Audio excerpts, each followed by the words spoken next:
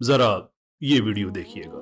महमूद गजनवी तो है नहीं है, वो तो लूट मार करके वापस चला जाता था। उस स्टैंडर्ड पे तो नहीं इनको देखा जा सकता। वो भी लूट मार करने आता था, चला जाता था वापस। हमारी तारीख में उसको हीरो पेंट किया जाता है, जो मैं नहीं मानता। अस्सलाम वालेकुम, मैं हूं कैसर अहमद राजा। उम्मीद है आपकी तबीयत बिल्कुल ठीक होगी। ये थे जनाब ख्वाजा आसिफ साहब, जो कि फरमा रहे थे कि सुल्तान महमूद गजनवी इनके लिए हीरो नहीं हैं और वो लूट मार करने आए थे एंड सो फोर्थ। देखिए, जो भी तारीखी शख्सियात होती हैं, आम तौर पे हमारे पास दो ही ऑप्शन होते हैं, यानी कि जो मुस्लिम तारीखी शख्सियात सुल्तान महमूद गजनवी की तरह की जो हों। एक ऑप्शन ये होता है हमारे पास कि वो इस्लाम के हीरो हैं। एक ऑप्शन होता है कि नहीं, वो तो लुटेरे और वो तो डाकू लोग और इस तरह के लोग थे, प्लंडरिंग करने आए हुए थे। हकीकत ये है कि आप ऐसी किसी भी शख्सियत को अगर इस्लाम का हीरो न भी समझें तो वो आपका हक है, लेकिन इस तरह से लेबलिंग कर देना कि जिनसे मुसलमानों के जज्बात मजरूह होते हों, वो तारीख़ को आप मस्ख कर दें या तारीख़ का आपको पता ही ना हो, तो ये ठीक नहीं है। तो ये पिछले कुछ अरसे से पाकिस्तान में एक लिबरल ट्रेंड स्टार्ट हुआ है। कभी मोहम्मद बिन कासिम के बारे में ऐसी बातें कह देनी जो कि हक़ाइक़ के मुनाफी हों। और अगेन मैं फिर कहूँगा कि कोई आदमी इब्ने कासिम को अगर इस्लाम का हीरो ना समझे तो ये उसका हक़ है, लेकिन गलत तारीख़ लोगों तक पहुँचा देनी ये ठीक नहीं है। या अब जैसे ख्वाजा आसिफ साहब हैं, और मैं लिबरल्स की बात कर रहा हूँ, साथ ख्वाजा आसिफ साहब का नाम ले रहा हूँ, ये मैं कोई लेबल नहीं लगा रहा हूँ उन पर। ये ख़ुद उनकी आपको सोशल मीडिया पे वीडियो मिल जाएगी जिसमें किसी अमेरिकन इदारे से बात करते हुए वो फरमा रहे थे कि हम लिबरल हैं। तो मैं उस कॉन्टेक्स्ट में कह रहा हूँ। What's the foreign policy difference between PMLN and PTI at this stage, would you say? I would call myself, if I'm allowed that indulgence, that we are much more liberal than PTI. तो अभी ये हक़ाइक़ लोगों के सामने रखना ज़रूरी है कि क्या वाकई ही सुल्तान महमूद गजनवी कोई किसी लुटेरे का नाम था, किसी डाकू का नाम था, या हम सिर्फ तारीख़ को पढ़े बग़ैर कूल लगने के लिए मीडिया पे कि हमने एक डिफरेंट बात की है, हम कोई ऐसी बदगुमानी का शिकार हो रहे हैं कि पता ही नहीं है हकीकत क्या है और बिला वजह लोगों को मिसलीड कर रहे हैं। तो आज की वीडियो इस हवाले से बनाना ज़रूरी है। अब चलते हैं तारीखी हक़ाइक़ की तरफ। आमतौर पे जब हम सुल्तान महमूद गजनवी का नाम लेते हैं तो जो हमारे जहन में आता है कि हिंदुस्तान पे 17 हमले किए, सोमनाथ का मंदिर जो है उसको तख्तो ताराज किया, वगैरह वगैरह वगैरह। अब लोग कुछ देख रहे हैं इसको कि बाहर से आने वाला एक शख्स हिंदुस्तान में आया और उसने बहुत ज़्यादा ज़्यादती कर दी कि वो बाहर से आया था। लेकिन हकीकत यह है कि ये कहानी यहाँ से शुरू नहीं होती, ये कहानी इससे बहुत पहले स्टार्ट होती है। ये तो 1024-225 के ज़माने की बात है जो सोमनाथ के मंदिर का वाक़या हुआ। इससे पहले कोई सिर्फ सुल्तान महमूद गजनवी के ज़माने में ही ये कोई 20-25 साल का एक अरसा है। लेकिन ये जो राइवलरी है, ये जो दुश्मनी है, ये तो सुल्तान महमूद गजनवी के सुल्तान बनने से भी पहले की चली आ रही है। तो किसने शुरुआत की, ये जानना हमारे लिए ज़रूरी है, और उसके लिए हमें जाना पड़ेगा 973 ईस्वी में। गजनी और इसके गिरदो नवा में हुकूमत थी सेमनिड एम्पायर की, जिसके एक जर्नैल सबकतगीन जो कि सुल्तान महमूद गजनवी के वालिद थे और बाद में गजनवी सल्तनत की बुनियाद रखने वाले भी थे। यहाँ पे उनके पास चार्ज था। और अबू अली लाविक, एक और मुस्लिम सरदार जिनकी दुश्मनी थी समरिद एम्पायर से, प्रिकली जो वहाँ पे गजनवी कंटिंजेंट था उनके साथ। और वो इसलिए थी कि अगरचे अभी गजनवी सल्तनत की बुनियाद पूरी तरह रखी नहीं गई थी, लेकिन इनका असर रसूख बढ़ता जा रहा था। अभी ये अब्बासी खिलाफत के ताबे नहीं आए थे, अभी जो ज़्यादा लोकल जो समरिद एम्पायर है ये उसके तहत थे। तो लाविक को ये बात अच्छी नहीं लग रही थी कि जो गजनवी हैं इनका असर रसूख बढ़ रहा है।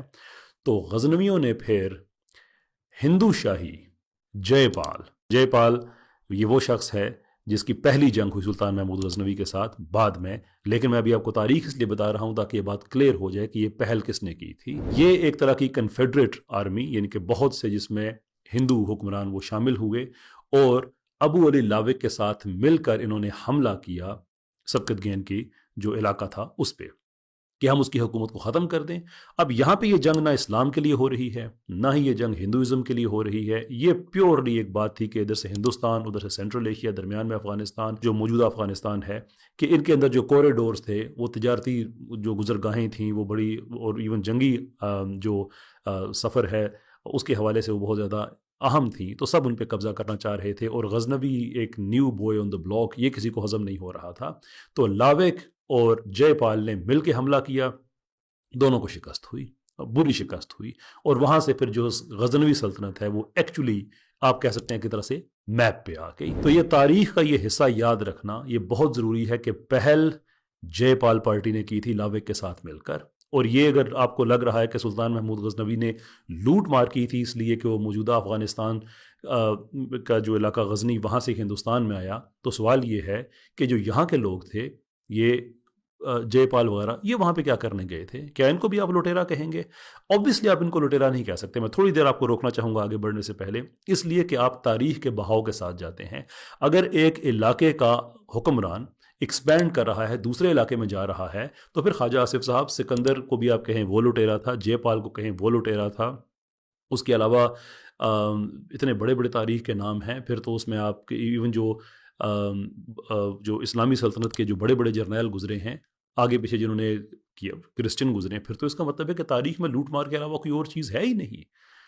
इस तरह से ना करें। आप उन्हें इस्लाम का हीरो नहीं मानते, ना माने, आपकी अपनी मर्जी है, लेकिन ये लुटेरा वगैरह कह देना इस तरह की तारीख को जाने बगैर, ये एक इंतहाई नामुनासिब हरकत है और मेरे ख्याल में आपको नहीं करनी चाहिए थी। खैर, बात हमारी यहाँ पे ख़त्म नहीं होती, अब आगे चलते हैं। इसके बाद 986 और 987 ईस्वी में जयपाल ने एक कन्फेडरेट आर्मी दोबारा से रेज की। कन्फेडरेट आर्मी का मतलब कि बहुत से राजवाड़े जो आगे पीछे के थे, उनके राजाओं से, उनके जो बादशाह थे, उनसे फ़ौज इकट्ठी की, पैसा इकट्ठा किया, यानी कि बहुत से मुख्तलिफ जो रियासतें हैं उनकी एक मुश्तरका आर्मी बनाई और दोबारा हमला किया।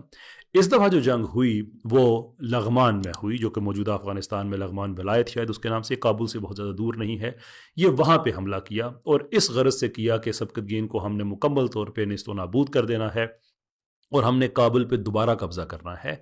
ख्वाजा आसिफ साहब गौर से सुनिएगा, जो आइडिया था यहाँ पे जयपाल का, वो ये था कि वो समझता था कि काबुल पे हमारी हुकूमत थी, उसके बाद काबुल शाही आ गई और काबुल शाही से हमने उसके बाद फिर ये जो गज़नी हैं इनका असर रसूख बढ़ रहा है, तो हम अपनी हुकूमत वहाँ पे वापस लेंगे, हम अपनी हुकूमत वहाँ पे वापस लेंगे।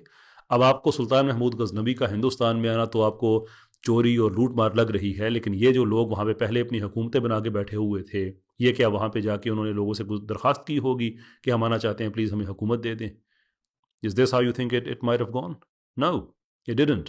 खैर, लग़मान के इलाके में जो जंग हुई, इसके ऊपर उत्बी और H.M. एलियट, ये दो मौरख़ीन हैं जिनका काम बहुत काबिल कदर है, जो दोनों ही इस नतीजे पे पहुंचे कि कई दिन तक जंग लगी रही और जयपाल की कन्फेडरेट फ़ौज जो है वो उसको अपर हैंड रहा। वहाँ पे सबकतगीन की जो फ़ौज है वो बिल्कुल शिकस्त के धाने पे तो नहीं पहुंची हुई थी, लेकिन वो बैकफुट पे थी। लेकिन उसके बाद मौसम ने एक अजीब टर्न लिया, वहाँ पे तूफ़ानी हवाएं और बर्फ़ें और यानी कि जिसे कहते हैं कि जो बर्फ़ानी तूफ़ान होते हैं वो शुरू हुए, जिससे आर्जी तौर पे जंग थोड़े से टाइम के लिए रुकी। दोबारा जब स्टार्ट हुई तो उस वक्त सबकतगीन की फ़ौज जो है वो सबकत ले गई और बहुत बुरे तरीके से शिकस्त हुई। ये लोग पसपा हुए और वादा करके आया जयपाल कि वो उसके बाद वहाँ पे उस इलाके में हमला नहीं करेगा। लेकिन ये बात भी तारीख में लिखी है, एलियट ने भी नोट की है, उत्बी ने भी नोट की है कि ये वादा जाके तोड़ा और दोबारा से इस अज़म का इरादा किया कि मैंने ये दोबारा से हमले करने हैं। यानी 973 में आगाज़ किया, 986-87 में उसका इयादा किया और फिर अमन का एक मुआहदा किया, ख़ुद उस अमन के मुआहदे को तोड़ा।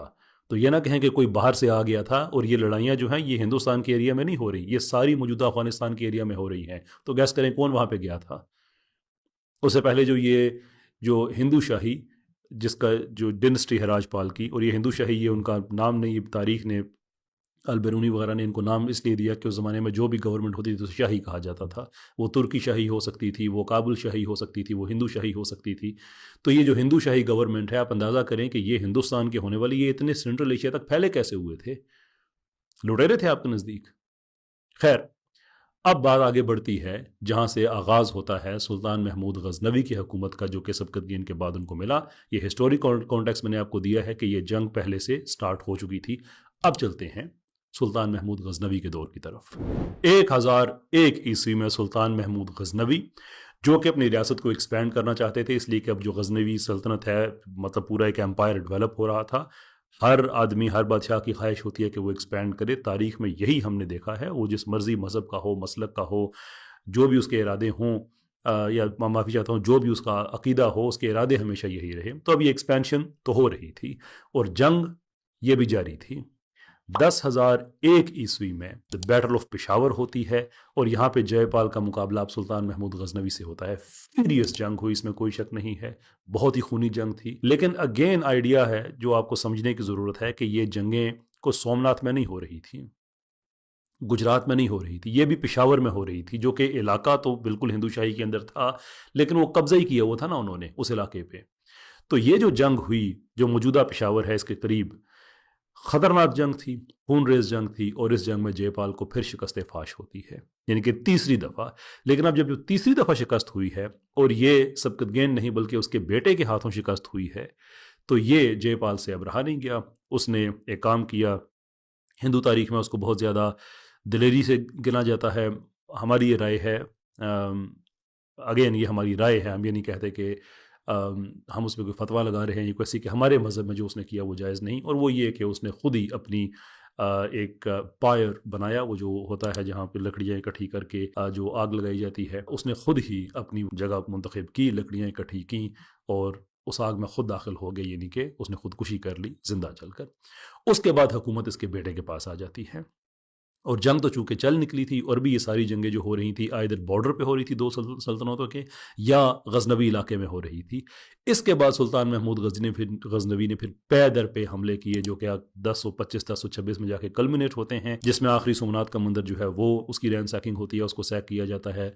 कोई शक नहीं है कि उस फौज ने वहाँ पे लूट मार बहुत ज़्यादा की, लेकिन तारीख़ हमें ये बताती है कि ये कोई ऐसी रिलीजियसली मोटिवेटेड वॉर नहीं थी हर तरह से, कि ये वो प्योर इस्लामी जहाद नहीं था। ये बात बिल्कुल मैं भी मानता हूँ, तारीख़ मानती है। लेकिन इसके साथ साथ ये कहना, ये तासुर दे देना कि बस वो अचानक से उठ के आके उन्होंने इधर से जंगें वगैरह करना शुरू कर दी और लूट मार करना शुरू कर दी, ये बात बिल्कुल गलत है। ये बात तारीख़ में दर्ज है। आप एलियट को पढ़ें, उत्बी को पढ़ें, और बहुत बड़े बड़े राइटर हैं उनको आप पढ़ें, एक चीज़ क्लियर आपको मिलती है, और वो ये है कि सुल्तान महमूद गजनवी ने कभी भी अपने मज़हब को किसी और पे मुसलत नहीं किया था। इनफैक्ट सुल्तान महमूद गजनवी की आर्मी में बहुत बड़े बड़े दस्ते थे जो खालिस्तन हिंदुओं के थे, और बिल्कुल ऐसे ही जैसे लाविक एक नॉन हिंदू लीडर ने हिंदू के साथ मिलकर सबकतगैन के साथ पे हमला किया, इसलिए कि वो एक पावर स्ट्रगल थी, वो रिलीजियस वॉर नहीं थी। बिल्कुल ऐसे ही सेंट्रल एशिया के बहुत से मुसलमान थे जिनके खिलाफ सुल्तान महमूद की हिंदू आर्मीज जाके लड़ती थी। मतलब ये उस ज़माने की एक पॉलिटिक्स थी। जितने, और सुल्तान महमूद की आर्मी में शामिल होने के लिए हिंदू होना कोई बुरी बात नहीं समझा जाता था, मुसलमान होना कोई शर्त नहीं थी, लोग अपने मज़ाहिब को प्रैक्टिस करते थे। लेकिन जो एक चपकलिश थी वो लगी हुई थी, जिसमें पहल हिंदू शाही ने की थी, और इसका खात्मा सुल्तान महमूद ने दूसरी जनरेशन में आके किया। सबकतगैन से स्टार्ट हुआ और फिर सुल्तान महमूद गजनवी ने इसको ख़त्म किया। ये है वो तारीख़ जो भी मैंने बड़ी मुख्तसर बताई है। इसके अंदर और बहुत सी छोटी मोटी जंगें हैं, बहुत से मुआहदे हैं, बहुत सी इसके अंदर आपको और चीज़ें मिल जाएंगी। लेकिन ये तरीक़ाकार हमारे लिबरल्स का ये ठीक नहीं है कि जो भी इस्लामी तारीख़ के का अब सुल्तान महमूद गजनवी के हवाले से एक चीज़ और मेरे जहन से निकल गई थी कि ये बात तो हम एक्सेप्ट कर सकते हैं कि खालिस्तान इस्लाम के लिए जंग नहीं थी, लेकिन क्या इससे इस्लाम को फ़ायदा नहीं हुआ? ये गलत है। मुसलमानों को बहुत ज़्यादा स्टेबिलिटी मिली, बहुत ज़्यादा जो परसिक्यूशन हो रही थी मुसलमानों की लोकल राजाओं के हाथों, बहुत ज़्यादा उनको तहफ़्फ़ुज़ मिला। यहाँ पे इस्लाम का एक गेटवे अच्छा बना, जो पहले महलब बिन नबी सफ़रा हो गए, मोहम्मद बिन कासिम हो गए, और उसके बाद अब इस तरफ से जो एक ये कामयाब इन्वेजन होती है, जो कि होती बदले में है, क्योंकि पहले इन्वेजन इन्होंने की, जो मैं बात आपको बता चुका हूँ, 973 से काम स्टार्ट हुआ था। उसके ऑफकोर्स इस्लाम को फ़ायदा हुआ, और उससे बहुत ज़्यादा लोग हैं जिनकी जानें बचीं, जुल्म से उनको वो महफूज हुए। अब आप ही कह देना कि वो आदमी लुटेरा था, चोर था, डाकू था, ये क्या तारीख़ है? ये क्या तारीख़ है? अगर आपको नहीं पता आप ना उस पर बात करें, लेकिन आपको इस चीज़ का आपको जानना चाहिए कि आप एक पोजीशन पे बैठे हुए हैं, एक ओहदा है आपके पास, आपकी बात की एक वज़न है उसका। Either read the history completely, लोगों को सारी बात बताएं, या अगर आप नहीं बता सकते सारी बातें लोगों को, तो कम से कम इस तरह से फिर तबसरे ना किया करें। ये ऑलरेडी हम बड़े बैकफुट पे हैं, और मेरा जो काम है वो है कि तारीख़ को सामने रखना, जो कि मैंने रखी। बस मेरी दरख्वास्त है अपने लोगों से कि जब कभी भी आपको इस तरह से मिसलीड किया जाए, go and read the history, तारीख़ पढ़ें, आपको क्लियर हो जाएगा कि जिस तरह से एक मुसलमान फ़ातहीन के ख़िलाफ़ जो एक नया पाकिस्तान में ट्रेंड स्टार्ट हुआ है, इंडिजिनस अपने लोगों के हाथों, ये बड़े अफसोस की बात है। अपने लोगों, आप कूल बनना चाह रहे हैं, किसके सामने बनना चाह रहे हैं? वोट आपको कहाँ से मिलेगा? कि चंडीगढ़ से जाके आपने वोट लेना है, और भाई सियालकोट से वोट लेना है? क्यों कैसी बातें कर रहे हैं? जो दिल्ली का नैरेटिव हो सकता है, जो बॉम्बे का नैरेटिव हो सकता है, क्या हमारा नैरेटिव है ये? खैर, बात लंबी हो गई, तारीख़ लोगों तक पहुंचाना मकसूद था, वो बात पूरी हो गई है। आपका कोई भी इस पर क्वेश्चन है, कोई भी कमेंट है, आप ज़रूर लिखिएगा। I will do my best to get back to you. बहुत शुक्रिया आपका। अस्सलाम वालेकुम।